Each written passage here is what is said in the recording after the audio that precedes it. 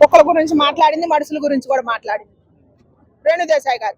ఒక కుక్కల గురించే చెప్పకండి, మనుషుల గురించి మాట్లాడింది, కుక్కల గురించి మాట్లాడింది, మన సమాజం మీద జరిగే అన్యాయం గురించి మాట్లాడింది, తాగుబోతుల గురించి మాట్లాడింది, బెల్ట్ షాపుల గురించి మాట్లాడింది, రేపుల గురించి మాట్లాడింది, రేపిస్టుల గురించి మాట్లాడింది, ముసలి వాళ్ళ గురించి మాట్లాడింది, చిన్న పిల్లల గురించి మాట్లాడింది, దాన ధర్మాల గురించి మాట్లాడింది, అనాథ పిల్లల గురించి మాట్లాడింది, ముసలి వాళ్ళని వయసున్నాళ్ళు వాడుకొని నిర్దాక్షిణంగా తల్లిదండ్రులకు పెట్టకుండా నడి రోడ్డు మీద వదిలేస్తే అనాథాశ్రమాలు ఎన్నో వస్తున్నాయి కదా, వాళ్ళ గురించి కూడా మాట్లాడింది.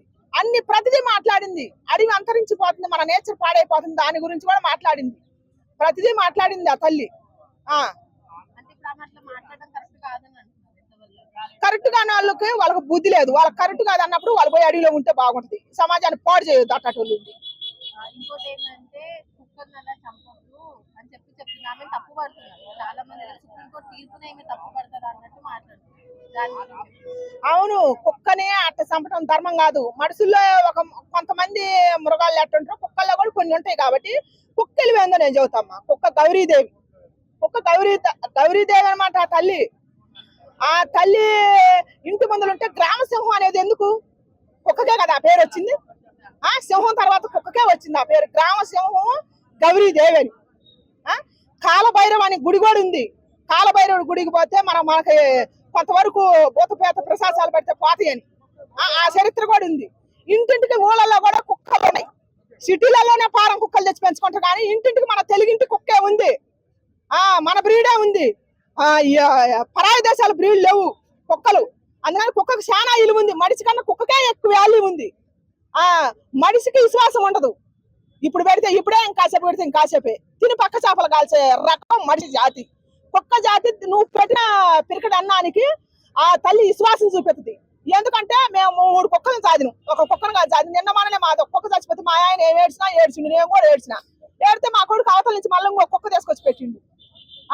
అందుకని కుక్క జాతి మనిషి జాతి కన్నా కుక్క జాతి విలువైంది, విశ్వాసంగా మనకు ఉంటది.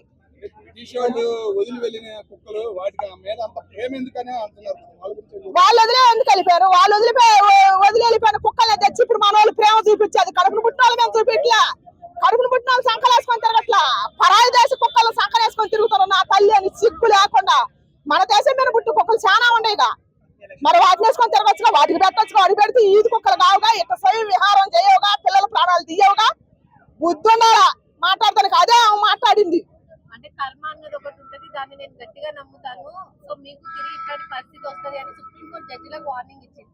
సో దాని గురించి నిజమే, కరెక్టే. కర్మ అనేది ఒకటి ఉంటుందమ్మా. నిజంగా ధర్మంగా మనం ఉంటే దైవం మన అంటుంటాడు. ఇది 100కి 100 రూపాయలు నిజం. నమ్మిన వాళ్ళకే అది తెలుస్తుంది, నమ్మని వాళ్ళకి తెలియదు. కొంతమంది దేవుణ్ణి నమ్మరు. మాకు నమ్మకం ఏదేది కనపడమాను అని అంటారు మిడిమిడి అహంకారంతో. దేవుణ్ణి కనపడమని అనేవాళ్ళు. ఇప్పుడు మన చుట్టూ గాలి ఉంది, నిప్పు ఉంది, నీరుంది. నీరు నిప్పు కానొస్తుంది, గాలి కానొస్తుందా? నేచర్. గాలిని పట్టుకోమను, నీళ్ళని పట్టుకోమను, పారి నదిని పట్టుకోమను, ఒక అడ్డుకట్టేస్తారు కానీ ప్రకృతిలో పట్టుకొని రామను. ఈ దేవుడు లేడు అనేవాళ్ళు.